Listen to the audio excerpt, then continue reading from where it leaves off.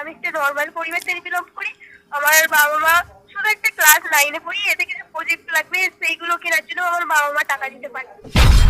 টাকা নিত নিয়ে বলতো যে তোমরা কম্পিউটার জানো না, তোমাদের ট্রেনিং নিতে হবে। দেওয়া হয়, কাজটি সম্বন্ধে প্রথমে জানানো হয় না, বলে যে শুধু কম্পিউটার শিখতে হবে। 12,000 টাকাটা নিয়ে নেওয়ার পরে বলা হয় যে ওইটা কোনো জব নয়, ওইটা একটা বিজনেস। আপনি যদি ফেসবুক কিংবা অন্যান্য সোশ্যাল সাইটগুলোতে প্রতিনিয়ত অ্যাক্টিভ থাকেন তাহলে একবার হলেও এরকম মেসেজ পেয়ে থাকবেন, কিংবা হয়তো বা আপনাকে কল করে বলবে যে আপনার নম্বরটা আমি একটা গ্রুপ থেকে পেলাম বা একটা জব পোর্টাল থেকে নিলাম। আসলে আমাদের কোম্পানিতে প্রচুর পরিমাণে কাজের ছেলে মেয়ে নিচ্ছে, আর আমাদের কোম্পানিটি হচ্ছে গভর্নমেন্ট অ্যাফিলিয়েটেড। কাজেই আপনার যদি চেনা জানা কোনো বন্ধুবান্ধবী বেকার থাকেন তাহলে এবং সিরিয়াস হয়ে যদি কাজ করতে ইচ্ছুক হন তাহলে আমাদের কোম্পানিতে জয়েন হতে পারে। তো দেখো, এই কথাগুলো শুনে অ্যাজ এ স্টুডেন্ট তোমার কি আগ্রহ থাকবে? অবশ্যই তুমি চাইবে যে হ্যাঁ, আমি এখন পড়াশোনার পাশাপাশি যদি কোনো জব পাই তাহলে তো ভালোই হয়। এই কথাগুলো হয়তো বা তোমার মনে ঘুরবে। তো বিশ্বাস করেন, আমি আমার নিজের অভিজ্ঞতা থেকে বলছি, প্রায় বেশিরভাগ ছাত্রছাত্রী কিন্তু এই চক্রান্তের ফাঁদে পা ফেলবেই। বিশেষ করে অল্প বয়সী ছাত্রছাত্রীরাই, যারা সবে মাধ্যমিক উচ্চ মাধ্যমিক পাশ করে কলেজে পাড়ি দেন, তাদের সংখ্যাটাই এই তালিকায় বেশি রয়েছে। কারণ তারা মনে করে যেহেতু আমি এইচএস পাস করেছি এখন তো অন্তত কিছু জবের জন্য ফর্ম ফিল আপ করতে পারবো, আর এটা ভেবেই তারা গুগলে গিয়ে সার্চ দিচ্ছে government job after HS, private job after HS, বিভিন্ন ধরনের, এবং কিছু সাইটে গিয়ে নিজের ইমেল মোবাইল নম্বর দিয়ে লগ ইন করে যাচ্ছে। আর এই সুযোগটাকে কাজে লাগিয়ে ওরা আপনার ইমেল ফোন নম্বরগুলো কালেক্ট করছে তোমাদের টার্গেট হিসেবে। তারপরেই শুরু হয় এদের স্ক্যাম। এই সমস্ত জানার পরেও আমি চুপ ছিলাম, কিন্তু বিশ্বাস করেন আজকে ক্লাস 9-এ পড়া একটি মেয়ে আমাকে কল করে জব অফার করলো। আমি কিছুক্ষণের জন্য প্রায় অবাক হয়ে চিন্তা করলাম যে স্ক্যামারদের টার্গেট এখন সবাই, কেউ গত পড়েনি। চিন্তা করেন একবার, ক্লাস 9-এ পড়া এক মেয়ে এখনও ঠিকঠাকভাবে মেসেজ লিখতে পারে না, ঠিকঠাকভাবে গুছিয়ে কথা বলতে পারে না, সে কিনা অন্যকে জব দেওয়ার কথা বলে, অন্যের কেরিয়ার গড়ার স্বপ্ন দেখায়।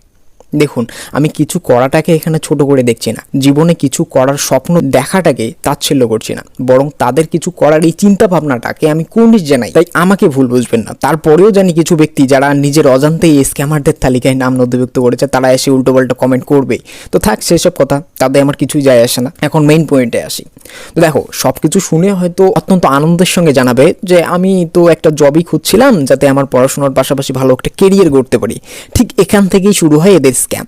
প্রথমে আপনাকে একটা লিঙ্ক শেয়ার করবে, বলবে এই ফর্মটা ফিল আপ করে দিন, যদি আপনি চান্স পান তো আমাদের পক্ষ থেকে আপনাকে ইমেল করা হবে বা কল করে আপনাকে গাইড করে নেবে। এখানে এসেও ঠিক ছিল, কিন্তু না, কাহিনী এখনও শেষ হয়নি। কাহিনী মে টুইস্ট এখান থেকেই শুরু হয়। ভিডিওর মাঝখানে কথা বলার জন্য আমি দুঃখিত। আপনি যদি ইতিমধ্যে প্রতারিত হয়ে থাকেন তাহলে অবশ্যই একটি হলো এই ভিডিওতে কমেন্ট করে যাবেন, নিজের মতামত দিয়ে যাবেন, কেননা যারা নতুন হয়ে এই পদে পা ফেলতে যাচ্ছে তারা যেন আপনাদের এই কমেন্টগুলো থেকে কিছু একটা বুঝতে পারে, কিছু একটা শিখতে পারে। আর হ্যাঁ, চ্যানেলে নতুন হয়ে যদি ভিডিওগুলো দেখেন তাহলে অবশ্যই চ্যানেলটাকে সাবস্ক্রাইব করবেন, আর ভিডিওটা অতি অবশ্যই কিন্তু শেয়ার করে দেবেন সবার, যাতে জানতে সুবিধা হয়, সবাই যেন সবকিছু বুঝতে পারে। আপনি যে ফর্মটা ফিল আপ করলেন আদৌ সেটা দেখবে কি না আমি জানি না, কিন্তু কিছুক্ষণ পরেই আপনার কাছে একজনের কল আসবে এবং সে জানাবে কংগ্রাচুলেশনস, আপনি আমাদের কোম্পানিতে অ্যাপ্রুভ হয়ে গেছেন। এই সমস্ত কথা শুনে তো আপনি রীতিমতো খুশি, একেবারে আত্মহারা। বিশ্বাস করেন, জীবনে প্রথমবার কোনো জবে সিলেক্ট হয়েছেন এটা জানতে পেরে আপনি আনন্দে আত্মহারা হবেন, এটাই স্বাভাবিক। কিন্তু ঘটনাটি এখানেই শেষ নয়। ফোনের ওপার থেকে এখন আপনাকে বলবে, দেখুন আপনি তো সিলেক্ট হয়ে গেছেন আমাদের কোম্পানিতে, কিন্তু আমাদের কোম্পানির কিছু রুলস রয়েছে যেগুলো আপনাকে পূরণ করতে হবে।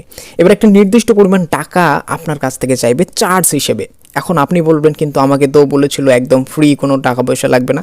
তখন তারা আপনাকে বোঝাবে, দেখুন আপনি যদি সরকারি চাকরির ফর্ম ফিল আপও করতে চান আপনাকে তো সেখানেই একটা চার্জ দিতে হবে, সেখানে একটা পেমেন্ট করতে হবে, আর আমরা তো আপনাকে জব দিচ্ছি, চার্জ তো দিতেই হবে আপনাকে।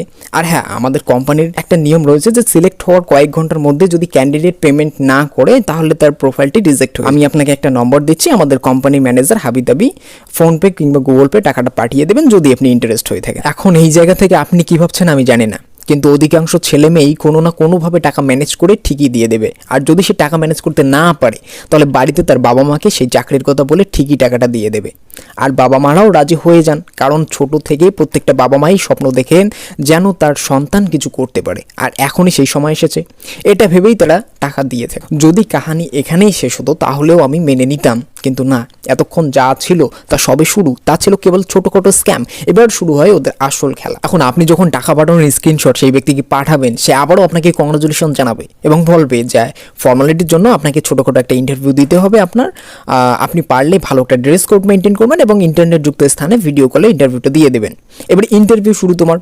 প্রথমেই এরা তোমাকে একটু মোটিভেট করবে, তোমাকে বিশ্বাস করবে যে হ্যাঁ তুমি অনেক এগিয়ে রয়েছে তোমার সেই সব বন্ধুর থেকে যারা সারাদিন অনলাইনে কাটায়, সময় কাটায়, হ্যান ত্যান হাবিজাবি ইত্যাদি ভাবে তোমাকে অনেক অনেক মোটিভেট করাবে ইত্যাদি বলে তোমার মনে একটা বিশ্বাস যোগাবে যে হ্যাঁ তুমি একটা ভালো প্ল্যাটফর্মে চান্স পেয়ে গেছো, এবং এরপরই চাওয়া হবে তোমার কাছ থেকে তোমার কম্পিউটার সার্টিফিকেট। ঠিক এখনই তোমার মাথায় আকাশ ভেঙে পড়ার মতো অবস্থা, কম্পিউটার সার্টিফিকেট এখন কোথায় পাবো?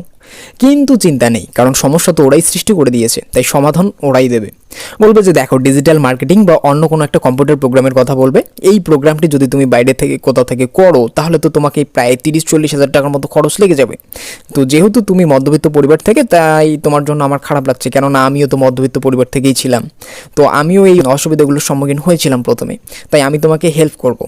আমি যেখান থেকে এই কম্পিউটার প্রোগ্রামটি করেছি সেখানে আমার ম্যামদের সঙ্গে অনেক ভালো সম্পর্ক রয়েছে, আমি ওনাকে বলবো তুমি আমার ভাই কিংবা বোন হও, আর তুমিও এভাবেই বলবে যে আমি তোমার দিদি বা দাদা হই, তাহলে 20-25 হাজার টাকার মধ্যেই তোমার হয়ে যাবে। তুমি আপাতত 5 থেকে 10 হাজার টাকা ম্যানেজ করো, তোমার নাম সেখানে লিখে দেবো। এখন সম্পর্ক যখন ভাই বোনের মধ্যে আসলো, আপনি তো তখন অনেকটা ইমোশনাল হয়ে গেলেন এবং বিশ্বস্ত হয়ে গেলেন যে না ঠকাবে না। এখন টাকা দেওয়ার পর প্রায় 20 দিন থেকে 1 মাস আপনাকে মোটিভেট করা চালু করবে, এরা এমনভাবে আপনাকে মোটিভেট করাবে যেন আপনার মনে হবে যে হ্যাঁ আমি ঠিক জায়গায় রয়েছি। কিন্তু বিষয়টা আপনার কাছে তখনই খোলসা হতে শুরু করে যখন আস্তে আস্তে আপনি বুঝতে পারেন চাকরি নয়, কাজ দেবে, ওরা স্যালারি দেবে না, আপনাকে নেটওয়ার্ক মার্কেটিং করে। এবং পরিশেষে আপনি যখন এই বিষয়ে প্রশ্ন তোলা শুরু করলেন তখন আপনি বুঝতে পারলেন যে আপনি অলরেডি প্রতারিত। আপনাকে চাকরি দেওয়ার নাম করে APL স্মার্ট ভ্যালু কিংবা অন্য কোনো ফ্রড কোম্পানির আওতায় পড়েছেন। আমি আর কিছু বলবো না, বাকিটা আপনি নিজেই চোখে দেখে নিন। প্রতারণা চক্র, প্রতারিতদেরও বানানো হয় প্রতারক। চাকরির শর্ত ছিল দুজনকে নিয়ে যেতে হবে এবং সংস্থা তাদেরও চাকরির নামে প্রতারণা করে। বিস্তারিত তথ্য দেবেন আমাদের প্রতিনিধি রয়েছেন শঙ্কু সাঁতরা এই মুহূর্তে টেলিফোনে। শঙ্কু, সংক্ষেপে জানতে চাইবো ঠিক কি ঘটেছে, পুলিশ কি ব্যবস্থা নিয়েছে? দেখো বেকার ছেলে মেয়েদের ডেকে নিয়ে গিয়ে চাকরি দেবে বলে এরা কি করতো, বেশ কিছু টাকা নিত, নিয়ে বলতো যে তোমরা কম্পিউটার জানো না তোমাদের ট্রেনিং নিতে হবে। সেহেতু তাদেরকে যখন কম্পিউটার ট্রেনিং নেওয়া হতো তারপর বলা হতো তোমরা আরো 2 জন করে নিয়ে আসো, তাহলে তোমাদের এখানে মাসে এখান থেকে তোমরা বেতন পাবে। অর্থাৎ ওই ছেলে মেয়েগুলো তখন কিন্তু বুঝতে পেরে যায় তারা প্রতারিত হয়েছে, তারা আবার নতুন করে যদি ফাঁদ পেতে ছেলে মেয়েদের নিয়ে আসে তাহলে তারাও প্রতারক হবে। পুলিশ ইতিমধ্যেই গোটা বিষয়টি ট্র্যাক করতে পেরেছে এবং প্রতারণার পর্দা ফাঁস হয়েছে। চাপে পড়ে মাত্র 27 জনকে টাকা ফেরত দিয়েছে সংস্থা। পুলিশের জালে মোট 17 জন অভিযুক্ত, তবে মূল অভিযুক্ত বিকাশ ঘোষ সে এখনো পর্যন্ত অধরা রয়েছে, তারই তল্লাশি জারি রেখেছে পুলিশ। মেয়ে, তার নাম রিঙ্কু, সে আমার থেকে নাম্বারটি নেয় একটা জব দেওয়ার এতে। এই অফিসটি গড়িয়ায়, সেখানে এসে আমাকে বিভিন্ন মিটিং দেওয়া হয়। কাজটি সম্বন্ধে প্রথমে জানানো হয় না, বলে যে শুধু কম্পিউটার শিখতে হবে। 12,000 টাকাটা নিয়ে নেওয়ার পরে বলা হয় যে ওইটা কোনো জব নয়, ওইটা একটা বিজনেস। বোঝানোর পরে বলা হয় যে এমনি এটা একটা chain business, smart value product and service. এই কথাটা তো আমাকে ফার্স্টে বলেইনি, মানে কোম্পানির নাম ফার্স্টে বলাই হয়নি। Network marketing. নেটওয়ার্ক মার্কেটিং কি হয় এখানে? এখানে নেটওয়ার্ক মার্কেটিং বলতে কি হয়? চাকরি দেওয়ার নাম করে টাকা হয় না, চাকরি কাউকে বলা হয় না। কে ডেকেছে হ্যাঁ চাকরির জন্য, হ্যাঁ কি আমি চাকরি? 9 পড়ে আছি। এমনি মানে কেউ বলছে আধার কার্ডের ফর্ম, মানে কোনো মানে প্রুফের যে প্রুফটা তোমরা দেখবে বসে চেয়ারে, এই ম্যামটা বলেছে। না, এমনি ট্রেনিং ছিল, ট্রেনিং এর জন্য দেখেছি। কি ট্রেনিং? কি ট্রেনিং বলো? ওই সফট স্কিল ম্যানেজমেন্টে, আপনি কি করেন? নেটওয়ার্ক মার্কেটিং এ